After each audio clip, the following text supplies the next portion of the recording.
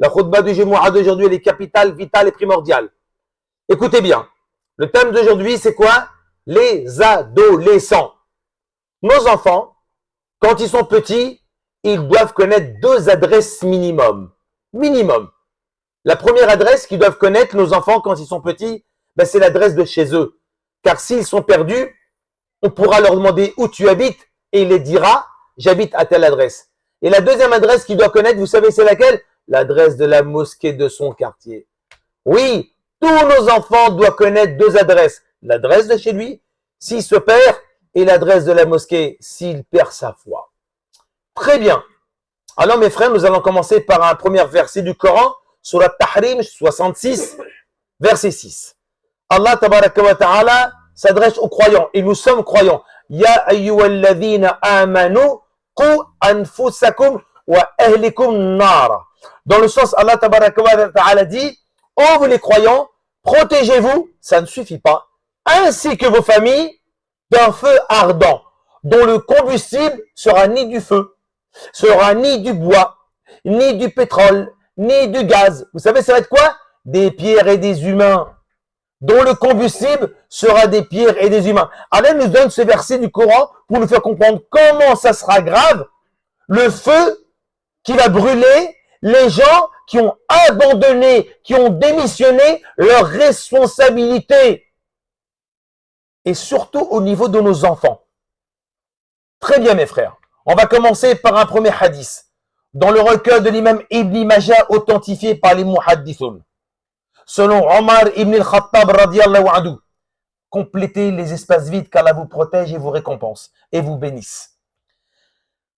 Omar ibn al-Khattab radiyallahu anhu narre ce hadith que le prophète Mohammed sallallahu alayhi wa sallam a dit Kunu jami'an wa la tafarraqu fa innal baraka ma'al jama'a. Le prophète sallallahu alayhi wa sallam a dit mangez ensemble et ne vous divisez pas car la bénédiction est dans le groupe et dans la collectivité. Mangez ensemble, ne vous séparez pas. Wa la tafarraqu. On connaît ce verset. Wa la tafarraqu. Ne vous divisez pas. Dieu mentionne ce mot-là dans le Coran. Et le prophète nous dit, mangez ensemble, ne vous divisez pas, ne vous séparez pas, ne vous divisez pas, car la bénédiction se trouve dans le groupe. Deuxième hadith. Dans le retour toujours de l'imam Ibn Majah. Selon Warshi Ibn Harb, radiyallahu anhu, raconte qu'un jour, les compagnons du messager d'Allah, sallallahu alayhi wa sallam, vont le rencontrer. Et ils vont dire, ô messager d'Allah, regardez, écoutez bien, ô messager d'Allah, nous mangeons, nous mangeons, nous mangeons. On n'arrive pas à se rassasier. La nashbar. On mange, on mange, on mange, mais on a toujours faim. En 2024, 14 siècles après, aucun spécialiste au monde n'aurait pu trouver la question. Aucun. Il faut être prophète pour soulever une question comme ça. Il faut être prophète. Le prophète, qu'est-ce qu'il va leur dire? فَلَعَلَّكُمْ تَفْتَرِقُونَ. On mange, on mange, on mange, on n'est pas rassasié. Le prophète leur dit, mais peut-être que vous mangez séparément? Réponse des compagnons, Naam. Et le prophète leur dit, écoutez bien, فَاجْتَمِعُوا عَلَى طَعَامِكُمْ وَاسْمُ اللَّهِ يُبَارِكْ لَكُمْ. Mangez ensemble, ne vous divisez pas, mentionnez le nom d'Allah et il vous bénira. Aïe, on a compris en 2024 pourquoi il n'y a pas la bénédiction à la maison. On a compris pourquoi il n'y a pas la bénédiction à la maison. C'est parce qu'on ne mange plus ensemble. Et vous connaissez bien la langue de Molière. La bénédiction, elle a un antonyme, elle a des synonymes, elle a un antonyme. C'est quoi l'antonyme de la bénédiction? La malédiction. Et comme Allah il a créé tout par dualité, le jour, la nuit, c'est ça? Le sucré, le salé, le doux, la mer, c'est ça? Le blanc, le noir, le petit, le grand, le paradis, l'enfer, et la bénédiction et la malédiction. Alors si à la maison il n'y a pas la bénédiction, vous pensez qu'il n'y aura rien? On rêve les frères. S'il n'y a pas la bénédiction à la maison, il ne peut y avoir que la malédiction. Et le prophète nous dit, Kulu jami'an wa la tafarraqu fa innal baraka ma'al jama'a. Mangez ensemble et ne vous divisez pas, car la bénédiction, la baraka est dans le groupe. Et le deuxième hadith où les compagnons se plaignent. On a faim, on mange encore, on a toujours faim. La nashba. Et le prophète, qu'est-ce qu'il dit? Peut-être que vous mangez séparément, chacun dans son coin. Bah, le garçon dans sa chambre, la fille dans sa chambre, toi tout seul devant le salon, ta femme dans la cuisine. Comment tu veux la baraka? Et s'il n'y a pas la baraka, s'il n'y a pas la bénédiction, il ne peut qu'y avoir la malédiction dans la maison. Et on a compris. Et le prophète leur dit, Koulou Jamian, Koulou, mangez ensemble. Mentionnez le nom d'Allah, vous allez trouver la bénédiction. Mes frères, on est capable de travailler 8 heures au boulot avec Catherine, Isabelle, Thierry, Philippe, Mustapha, Rachid. Pourquoi on travaille? Pourquoi on les supporte? L'oseille, l'argent.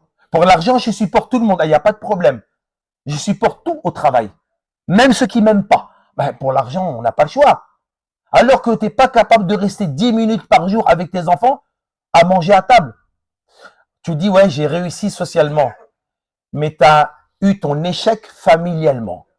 C'est la réussite sociale. Mais c'est l'échec familial.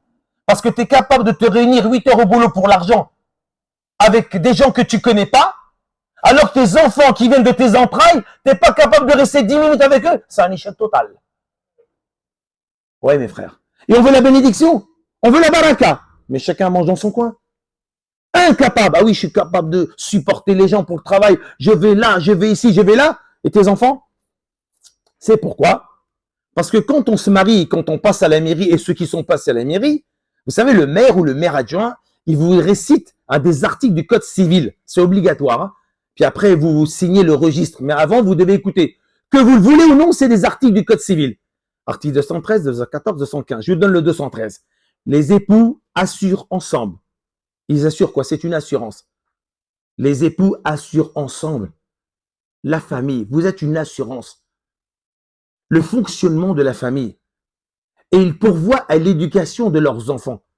Oui, les époux assurent ensemble la moralité, la morale. En fin de compte, qui donne la moralité? C'est le père et la mère. Et les enfants, ils ont une morale. Deux, ils pourvoient à l'éducation des enfants. Qui éduque les enfants? C'est nous. Vous savez qui l'a dit ça? C'est un homme, écoutez bien, en 1809, il s'appelle Victor Hugo. Ah, c'est la référence de la France. Qu'est-ce qu'il a dit Victor Hugo? Écoutez bien. L'État, c'est elle qui instruit les enfants. Mais ce sont les parents qui éduquent les enfants. L'État, l'école, elle instruit les enfants. C'est pour ça qu'on emmène nos enfants à l'école. Mais ce sont les parents qui éduquent leurs enfants. Et quand t'es passé en Amérique, qu'est-ce qu'ils ont dit? Le maire, il a dit, les parents pourvoient à l'éducation de leurs enfants et préparent leur avenir. Maintenant, le 215, alinéa. Regarde bien. Écoute, le couple s'oblige à une communauté de vie. Le couple, quand tu te maries, le maire il te dit, vous devez vous obliger à faire une communauté de vie. C'est quoi une communauté? Une communauté, ce sont un groupe de personnes qui ont des mêmes idées et qui ont des mêmes opinions et qui ont des mêmes actions. Aujourd'hui, toi, tu n'as pas la même opinion que ta femme. 10 ans après, j'ai plus mon opinion et toi, tu as ton opinion. On s'entend plus. Ton fils, il n'a plus l'opinion que toi. Ta fille, elle n'a pas la même opinion que toi. En fin de compte, personne ne s'entend à la maison. Même la communauté de vie, on ne l'a pas. La communauté musulmane, elle est où? Donc, on n'est même pas capable de réunir nos enfants. Et on se dit, oh, j'ai réussi, tu n'as réussi, rien du tout. Pourquoi? Parce que le prophète Mohammed, qu'est-ce qu'il dit, alayhi salatu wassalam, dans le hadith de Ibn Hibban, au hadith 93. Écoutez bien. Selon Abu Hurairah radiyallahu anhu, le prophète Mohammed sallallahu alayhi wa sallam a dit, le croyant, la meilleure chose qu'il peut laisser sur cette terre avant de partir, son nombre de 3. Le croyant, la meilleure chose qu'il peut laisser sur cette terre avant de partir, son nombre de 3. La première, c'est quoi? Walad salih lahu yad'u lahu. Un enfant pieux qui invoque son père. 2. Une aumône perpétuelle dont on aura toujours les récompenses dans ton livre après ta mort. Une hasanat perpétuelle, sadaqa jariya. Voilà mes frères. Et une science qui profite aux gens. Les 3 choses que tu peux laisser après ta mort. Et parmi ces choses les meilleures, eh bien la meilleure des 3, c'est laquelle? Un enfant pieux qui invoque Allah pour toi après ta mort. On rêve d'avoir des enfants, mais pour cela, mes frères, c'est qui la relève? C'est pas nous. Nous, on a dépassé 40 ans, on commence à préparer la fin. Vous, qu'est-ce qui va nous arriver bientôt? Ça va être cancer du pancréas, c'est ça? Cancer de l'œsophage et tous les cancers, ils vont se succéder. Mais c'est qui la relève? Nos enfants? Ils sont où nos enfants? Ils sont où nos enfants? Vous savez, il y a une écrivaine française, je citerai pas son nom, elle est de 1908. Elle a dit, le plus grand fléau de l'humanité n'est pas l'ignorance, parce que tout le monde peut être ignorant. On n'est pas des encyclopédies quand même. On ne peut pas tout savoir. Donc le plus grand fléau de l'humanité n'est pas l'ignorance, non. Mais c'est le refus de savoir. Et nous, on a fermé le savoir à nos enfants. On a fermé la connaissance à nos enfants. Pourquoi? Parce qu'on n'a pas ouvert la mosquée pour les adolescents. Et les adolescents, demain, c'est des hommes. Et eux, demain, ce sont eux qui vont gérer la communauté musulmane de France. Mais ils sont où aujourd'hui? En fin de compte, on va rester jusqu'à la mort, nous, dans les mosquées. Et quand on va mourir, il n'y aura pas de relève. Et regardez comment le prophète Mohammed sallallahu alayhi wa sallam a mis en exergue les jeunes. Et je vous le dis, quand vous voyez un jeune dehors, vous avez un œil de bienfaisance pour lui. Regardez bien. Dans le recueil de l'imam Al-Bukhari, le prophète Mohammed sallallahu alayhi wa sallam, quand il va immigrer de Mecque à Médine, il va arriver à Quba le lundi 12 Rabi'. Ensuite, il va rentrer à Médine le vendredi 16 Rabi'. Quand il arrive à Médine, il laisse sa chamelle qui s'appelle Qaswa, le guider, où elle veut. Et la chamelle, elle s'arrête dans un terrain, où ce terrain, on le laissait pour aller sécher les dattes. Le prophète, alayhi salatu wassalam, dit, si la chamelle s'est arrêtée là, ça sera la future mosquée. Et le prophète demande à qui appartient ce terrain. On lui dit à 2 orphelins. Il a dit, vous pouvez me les appeler. Les 2 orphelins, un qui s'appelle Sahel, l'autre qui s'appelle Suhail. Le prophète les rencontre, 2 orphelins qui n'ont plus de père, qui n'ont plus de mère. Et le prophète les rencontre, il y avait Abu Bakr avec lui, et le prophète leur dit, combien vous en voulez pour ce terrain, parce que je veux construire la première mosquée de l'islam. Et vous savez, Abu Bakr radiyallahu anhu, il n'a pas laissé le prophète sortir l'argent. Lui, il sort 10 myrtales en or pour les 2 adolescents. Et les 2 adolescents, vous savez ce qu'ils disent? Gardez votre argent. Ce terrain, on vous le donne pour Allah gratuitement. Mes frères, la première mosquée du monde n'a pas été construite par des Chibani. Elle a été construite par des adolescents, par des enfants et quoi? Des orphelins. C'est pour ça quand on voit un jeune dans la rue, même s'il deal, même s'il est loin d'Allah, toujours avoir quoi? Un œil de bienfaisance. Parce que quand demain, eux, ils reviennent à la religion, mes frères, il faut se faire tout petit. Parce que qui a accompagné le prophète alayhi salam à Médine? Que des jeunes. Et aujourd'hui, les jeunes, ils sont où? Abandonnés. On les a complètement abandonnés. Et regardez comment le prophète alayhi salam se comporte avec les enfants. Dans le recueil de l'imam Al-Bukhari et Muslim, un jour, Aïcha radiyallahu anha raconte qu'il y avait un homme qui s'appelle Al-Aqra ibn Habis. C'est un chef de tribu qui n'est pas musulman, mais plus tard se convertira à l'islam. Il arrive devant le prophète alayhi salatu wassalam, et il voit que le prophète embrasse son enfant Al-Hassan. Très bien. Et l'homme dit, Atuqabbilu sibyanakum, vous embrassez vos enfants? Et le prophète le regarde, bien sûr, qu'on embrasse nos enfants. Et dit, nous, on n'embrasse pas nos enfants. Et le prophète de lui dire, que puis-je faire pour vous si Allah a retiré la miséricorde de vos cœurs? Qu'est-ce que je peux faire pour vous? Un jour, Omar ibn Khattab, dans Usoud al-Ghaba fi Ma'rifat Sahaba ibn Athil, au tome 2, nous raconte qu'un jour, Omar, qui était calife du monde musulman, il est à Médine et il est à 4 pattes. Pourquoi il a 4 pattes? Parce que son petit-fils, Hazim, joue sur son dos. Masha'Allah. Un gouverneur de province arrive de l'Irak pour voir le calife Omar pour des affaires de l'Irak. Et quand il arrive à Médine, il voit Omar ibn Khattab à 4 pattes et son fils Hazim sur son dos en train de jouer avec lui. Il le regarde et il dit, Emir Mouminin, tu joues avec les enfants? Omar, il ne se lève pas, il regarde. Et toi, tu joues pas avec les enfants? Non. Et dit, tu joues pas avec les enfants parce que Allah a retiré la miséricorde de ton cœur. Eh bien, à partir d'aujourd'hui, je te limoge, je te retire le poste de gouverneur. Comment, toi qui n'as pas de miséricorde pour tes enfants, tu peux gouverner un peuple où dedans il y a des enfants? Tu n'auras pas de miséricorde. Alors mes frères, celui qui n'a pas de miséricorde, il ne peut pas gérer sa famille s'il n'a pas de miséricorde pour ses enfants. S'il a retiré ce gouverneur parce qu'il n'a pas de miséricorde pour les enfants, il n'est pas à la hauteur de gérer un peuple auquel il y a des enfants. Comment toi tu peux prétendre gérer ta famille alors que tes enfants, tu les vois jamais du matin au soir? Tu les vois pas. Tu as été capable de rester 30 ans au travail et supporter les gens que c'est pas forcément des musulmans, mais au nom de l'argent et au nom de ta religion, au nom de l'islam, au nom d'Allah, tu n'es pas capable d'avoir gardé tes enfants 10 minutes par jour avec toi. C'est un échec familial. Alors c'est ça aujourd'hui, mes chers frères. Notre jeunesse, nos enfants, ils sont où aujourd'hui? Ils sont pas là. C'est pourquoi? Parce qu'on leur a fermé la porte de la connaissance, la porte du savoir, la porte des mosquées. Et nous, on est bien entre nous comme ça.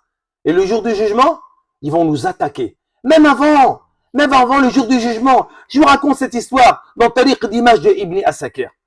Dans Usoud al-Ghaba fi Ma'rifat d'Ibn Athir. Regardez bien. Un jour, Omar ibn Khattab, radiallahu anhu, il est le calife. Et un homme arrive devant lui avec son enfant et dit, ô chef des croyants, je viens me plaindre de l'ingratitude et de la désobéissance de mon enfant. Omar, il regarde l'enfant, qu'est-ce qu'il va faire? Comme nous? Crier? Non. Regardez bien. Omar, radiallahu anhu, il va sermonner l'enfant. Donc, il va lui parler avec beaucoup de politesse et de respect parce que c'est un enfant. Il va lui dire, ne crains-tu pas Allah vis-à-vis de la désobéissance à un père? Il lui dit, ne crains-tu pas Allah vis-à-vis de la désobéissance à un père? Vous êtes prêts à écouter la réponse de l'enfant? Il dit, ô chef des croyants, l'enfant n'a-t-il pas des droits sur son père? Oh là là, et nous, ça fait 50 ans. Imam, fais-nous une prêche, s'il te plaît, comment nos enfants vont nous obéir. Imam, fais-nous un prêche, s'il te plaît, comment nos enfants vont nous obéir. Et qu'est-ce qu'il a dit l'enfant? Ô chef des croyants, l'enfant n'a-t-il pas des droits sur son père? Omar, il va dire oui. Et l'enfant va dire, quels sont les droits de l'enfant? Magnifique. À 14 siècles, hein, les droits de l'enfant. Et Omar va dire, ben, la première chose, c'est que le papa doit choisir une bonne épouse. 2, ensuite, quand il a un enfant, il lui donne un beau nom. Et 3, il doit lui enseigner le Coran. L'enfant dit, ô chef des croyants, mon père ne m'a rien donné de tout cela. Il s'est marié avec une masdéenne, une adoratrice de feu qu'il a payé 100 dirhams. 2, il m'a donné comme nom chauve-souris. C'est comme à la maison, tu dis à ton fils, bourrico, espèce d'âne, t'es qu'un âne. C'est rabaissant, ça blesse, ça fait mal. Hein. Ça serait son copain. Voilà, il se bagarre dans la rue. Hein. Mais il ne peut pas toucher son père. Mais il encaisse, c'est pas grave. Après, il faut pas pleurer pourquoi ton fils il te déteste. Hein. Faut pas pleurer pour qu'il te déteste. Du matin au soir, tu le hagar, tu l'abaisses de tous les noms. Ça m'étonne pas que beaucoup d'enfants à l'école, et c'est ce qu'ils disent, mon père, je le hais. En plus, il te salit devant tout le monde. Hein. Ça, c'est ta punition sur la terre déjà. Alors, il m'a appelé chauve-souris. Et la troisième chose, il m'a jamais enseigné une lettre du Coran. Omar regarde le père. Et dit, toi, tu viens te plaindre de la désobéissance et de l'ingratitude de ton enfant, mais tu as désobéi à Allah avant qu'il te désobéisse. Et tu as été ingrat devant Allah, avant qu'il soit ingrat avec toi. Vous savez, il n'y a pas longtemps, je fais une khutbah jumu'ah, je parle des enfants. À la sortie de la mosquée, il y a quelqu'un que je ne connais pas, il n'est pas de cette ville, je pense pas. Il me dit, je peux te prendre en catimini? Ouais. Il me dit, qu'est-ce qui se passe? Hier soir, je suis revenu du commissariat. Pourquoi? Parce que ma fille a porté plainte contre moi. J'ai quel âge ta fille? Elle a 16 ans. Pourquoi ta fille a porté plainte contre toi? Il me dit, je suis dégoûté. Parce que je l'ai frappée. Pourquoi tu la frappes? Parce qu'elle ne fait pas la prière. Je lui dis, à 16 ans, tu frappes une fille, toi? Mais c'est un truc de malade. Mais on marche sur la tête. Je lui dis, excuse-moi, mon frère. T'as tout raté. T'as tout raté. L'éducation de ta fille, tu l'as raté. C'est toi, c'est ta punition, le commissariat. C'est ta punition, la garde à vue. Parce que tu pensais que la maison, c'était les militaires. Regardez le prophète al-Islam, comment il est. Anas ibn Malik, il a 8 ans.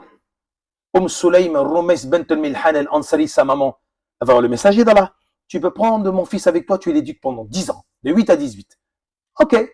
Un jour, il avait 12 ans. Il travaille pour le messager d'Allah. Le prophète al-Islam, après le lui dit, va me faire une course. Et le prophète, il va faire une petite sieste, une qayloula. Il y va, mais il reste dans le quartier, dans la cité avec les copains. Le prophète, avant l'Asr, il se réveille, il voit que Anas n'est toujours pas revenu. Il va dans le quartier, et qu'est-ce qu'il voit? Il voit Anas avec des copains en train de s'amuser. Qu'est-ce qu'on dirait en 2024? Je vais le hachem devant tout le monde. Je vais lui mettre une tarte, et je vais l'humilier devant tous ses copains. Ça, c'est ce qu'on aime faire, ça. Pour faire montrer que je suis un bonhomme. Il n'y a rien de pire. Ça ne s'appelle pas de la pédagogie. Très bien. Le prophète, il regarde, il dit rien. Et tous les compagnons, les petits, ils regardent Anas en lui disant, regarde derrière toi. Et Anas, il voit le messager d'Allah. Il fait ça. Le prophète lui dit, non, t'inquiète pas. Quand tu auras fini, tu me ramèneras ce que je t'ai demandé. Aucun reproche. C'est pour ça qu'il a dit en 10 ans que j'ai travaillé pour le messager d'Allah. Jamais il m'a dit pour une chose que j'ai pas faite. Pourquoi tu l'as pas fait? Jamais, jamais, jamais. Voilà le messager d'Allah, comment il se comporte avec les enfants. Il rentre dans la mosquée, le prophète, et je vais vous expliquer la suite. سبحانك اللهم وبحمدك نشهد أن لا إله إلا أنت نستغفرك ونتوب إليك. بسم الله الرحمن الرحيم. نحمده ونصلي على رسول الكريم صلى الله عليه وسلم. Dans le recueil de l'imam Muslim, le prophète alayhi salatu wasallam, selon Qatada radiyallahu anhu, dit que le prophète est rentré avec son petit-fils Al-Hassan pour officier en tant qu'imam. Il est dans l'imama, il préside les gens. Il rentre dans la prière, il rentre en génuflexion. Ensuite, il rentre en prosternation et il reste longtemps. Qatada, le compagnon inquiet, vous savez ce qu'il a fait? Tellement le prophète est resté longtemps qu'il a eu peur que quelque chose lui est arrivé. Alors il a levé la tête, il a vu un spectacle. Il a remis la tête au sol. À la fin de la prière, les compagnons disent au messager d'Allah, tu nous as fait peur. On pensait que quelque chose de grave t'était arrivé ou la révélation est descendue. Non, loin de là, mes amis. C'est seulement Al-Hassan, mon petit-fils, qui jouait sur mon dos et je voulais pas le déranger avant qu'il ait terminé de jouer. Nous, en 2024, les enfants, vous dérangez. Non, c'est pas les enfants qui dérangent. C'est là-dedans que c'est dérangé. C'est là-dedans que c'est dérangé. C'est pas les enfants qui dérangent. Et à force de dire ça, de leur dire vous dérangez, ils viennent pas à la mosquée. Moi, je me rappelle les années 90, quand on venait dans les foyers Sonacotra, on nous regardait comme des fantômes, les jeunes. Tu fais quoi ici? C'est pas pour toi la prière quand tu seras vieux. Et aujourd'hui, ça recommence pareil. Comment on regarde les jeunes? Ni avec un regard de miséricorde. On continue. Dans le hadith de l'imam Abu Daoud al-Tayalisi, le prophète alayhi salatu est en pleine khutbah du Jumu'ah. Regardez bien, Anas raconte que Al-Hassan et Al-Hussein rentrent dans la mosquée en rampant à quatre pattes sur une longue chemise rouge. Et le prophète alayhi salatu wassalam, il fait pause. Il arrête son adoration, il arrête sa khutbah. Il descend de la chair. Il arrête sa khutbah, il descend de la chair et il prend Al-Hassan et Al-Hussein. Il les met dans ses bras et dit je les aime, aimez-les. Et il recontinue sa khutbah. Le prophète, il arrête sa khutbah alayhi salatu wassalam. Regardez comment il était avec les compagnons, comment il était avec les enfants, qui sont même pas ses enfants pour certains. Un garçon qui est le demi-frère de Anas. Il s'appelle Umayr. Il avait un petit oiseau qui s'appelait Ronay, parce qu'Umayr, c'est le fils de Talha. Parce que Anas, il avait son père qui était Malik, qui est décédé. Donc, Sulaym s'est marié avec Talha. Et il a un demi-frère. Et le prophète, il a entendu que Umayr, qui n'est pas son fils, était triste. Il était triste, un petit garçon de la cité. Pourquoi? Parce que son petit oiseau est tombé malade. Et le prophète, il va le voir. Il lui dit, qu'est-ce qui se passe, Umayr? Il dit, mon oiseau, il est malade, il est en train de mourir. Et le prophète, il le prend dans les bras. Et lui donne des bonnes paroles. Il s'occupe des petits jeunes du quartier. Nous, non, moi, je parle pas avec les jeunes. Mais voilà pourquoi, voilà à quel degré on est arrivé, mes frères. On a dénigré la jeunesse. On a dénigré nos enfants et on fait rien pour notre jeunesse. Le problème, il est là. Voilà, on va se manger les doigts dans quelques années, mes frères. Parce que le patrimoine de la communauté musulmane, c'est nos enfants. Écoutez cette histoire. Je suis parti 27 fois en Angleterre. Je suis parti, c'était les années 90 au début. Je vais là-bas, j'entends une histoire spectaculaire qui a fait le tour d'Angleterre. David Cameron, qui était Premier ministre, vous savez ce qu'il a fait? Il a demandé à son gouvernement, l'ONS, l'Office national des statistiques, écoutez bien, de faire un sondage au niveau du peuple anglais et de poser une seule question au peuple anglais. Quelle est cette question? Êtes-vous heureux? Une question, êtes-vous heureux? Très bien. Eh bien, ils sont partis pour aller sonder le peuple anglais. Et vous savez qu'il y a une minorité qui est quand même la majorité de la minorité dans ce pays, c'est la communauté indo-pakistanaise, les musulmans.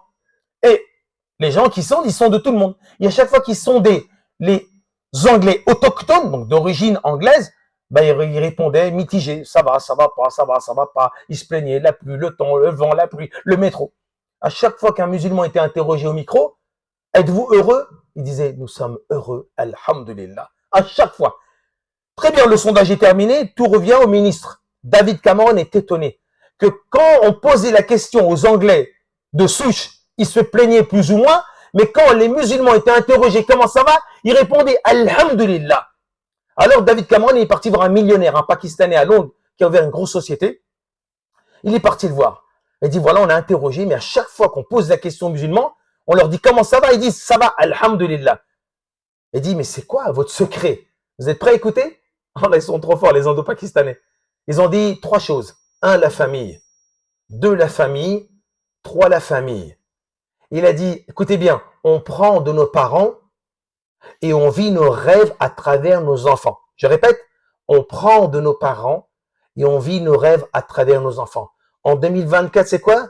On vit nos cauchemars à travers nos enfants. Allô? Oui, madame, c'est le commissariat. Venez, votre fils est en garde à vue. Demain. Allô? Oui, c'est le commissariat. Votre fils en garde à vue. que des cauchemars. Et dit, nous, on a vécu nos rêves. Nos rêves, on a tous des rêves. On est en train de les voir. On est en train de les vivre, nos rêves. Nos enfants sont Hafid Quran, nos enfants sont étudiants, ils sont médecins, ils sont docteurs, ils font la prière.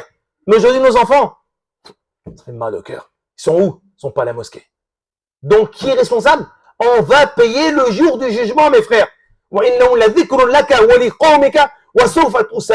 sera interrogé devant Allah tabaraka wa ta'ala. Et je termine avec ce hadith. Dans le recueil de l'imam Abu Daoud Tayalisi, au hadith 1692, selon Anas radiyallahu anhu, où le prophète Mohammed sallallahu alayhi wa sallam a dit, il suffit qu'un pécheur. Oui, t'es un pécheur. Qui est le pécheur? On n'est pas des pécheurs, astaghfirullah. Écoutez bien, le prophète dit, il suffit qu'un pécheur, celui qui abandonne ce dont il a la garde.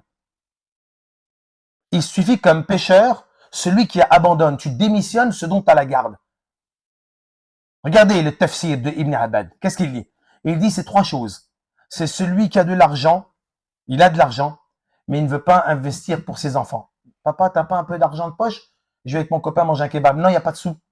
J'investis là-bas, là, des oliviers. Il n'y a pas de sous, d'accord. Pleure pas si pleure pas si dans le quartier on propose de dealer. Ah oui, ou de surveiller. Pleure pas. Hein. Ah oui, même pas d'argent de poche, même pas 10 euros. Très bien. C'est quelqu'un qui a de l'argent qui ne veut pas investir pour ses enfants. Ouelou.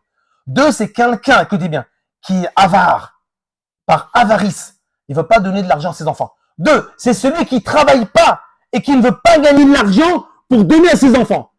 Et trois, c'est celui qui a de l'argent mais qui investit dans autre chose que ses enfants. Celui-là, c'est un pécheur. Le prophète dit c'est un pécheur. Pourquoi? Parce qu'il va investir dans tout, à droite, à gauche, mais pas pour ses enfants. Wallah, j'oublierai jamais, il y a un commerçant, un Pakistanais, ici au marché de Massy. Un jour, il est venu me voir. Il me dit, Faisal, j'ai vendu ma maison au Pakistan. Je dis, pourquoi? Tout le monde, nous, c'est le contraire. Nous, les Maghrébins, on veut tous une maison au bled. Moi, j'ai vendu ma maison au Pakistan. Et pourquoi? Parce que mes deux filles, elles font leurs études. Et ça coûte cher.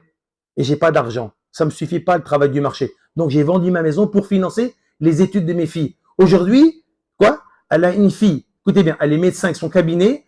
Et l'autre fille, vous savez c'est quoi? Elle a son cabinet de dentiste. Là, je lui fais montrer, c'est un commerçant. Et je dis, mais c'est quoi tes vacances maintenant? Tu vas aller où? C'est mes filles, mes vacances. Allahu Akbar. C'est mes filles, mes vacances. Mes frères, le meilleur investissement au monde, c'est l'investissement pour ses enfants. Et je termine avec cette anecdote. C'est une métaphore. Écoutez bien. Un jour, il y avait un papa qui rentre du travail. Et quand il rentre du travail, il voit son fils qui est assis sur les marches de l'escalier. Et son fils lui dit, papa, qu'est-ce qui se passe, mon fils? Tu travailles beaucoup quand même pour gagner de l'argent. Il dit, oui, effectivement, mon fils. Et le père rentre à la maison. Ensuite, quand il rentre à la maison, le fils, il ouvre la porte, il rentre dans la maison. Son père est assis sur le canapé, il boit un thé comme d'habitude. Il dit, papa, combien tu gagnes par jour? Je dis à peu près, il lui dit, je gagne 8 euros par jour. Très bien.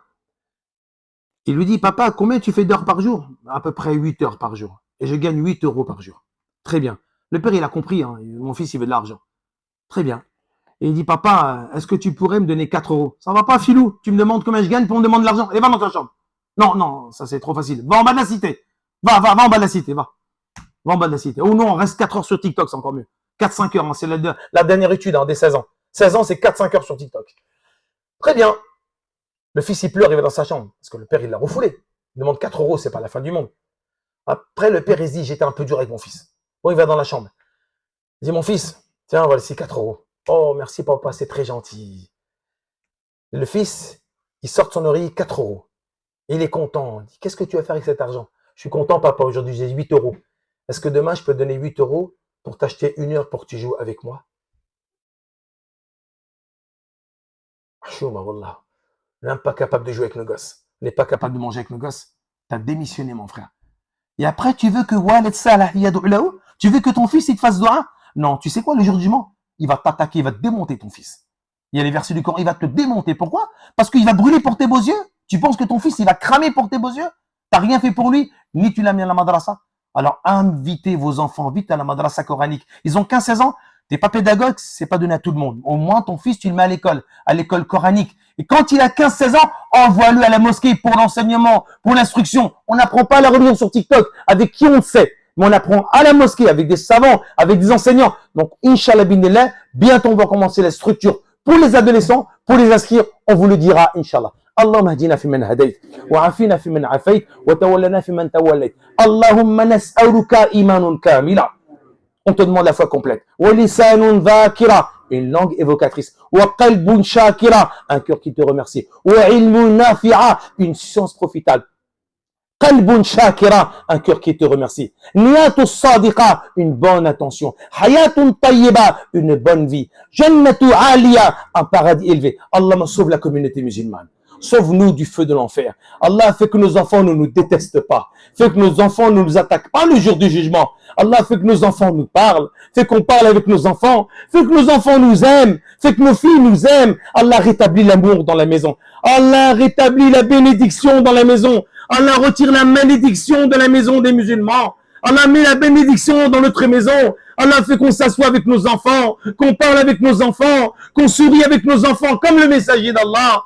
Allah met la lumière dans la maison, met le Coran dans la maison. Allah fait qu'on déclenche de l'amour pour notre famille. Allah fait qu'on aime les gens dehors. Allah fait qu'on déteste plus personne dans la rue. Ni un garçon, ni une fille. Allah fait qu'on gêne, jamais on dénigre quelqu'un. Allah unit cette communauté musulmane. Allah unit cette communauté musulmane. Fait qu'on soit tous des frères et qu'on soit tous des sœurs. Allah retire la calomnie de notre langue, la médisance de notre langue. Allah retire les maladies de notre cœur. Allah met l'amour entre nous. Allah unis-nous, ya Allah. Allah protège-nous, Allah. Descends la miséricorde dans cette assemblée. Subhanakallah wa bihamdik. Nashhadu an la ilaha illa ant. Nastaghfiruka wa natubu ilayk. Subhana rabbika rabbil izzati amma yasifun. Wa salamu ala al-mursalin. Walhamdulillahi rabbil alamin.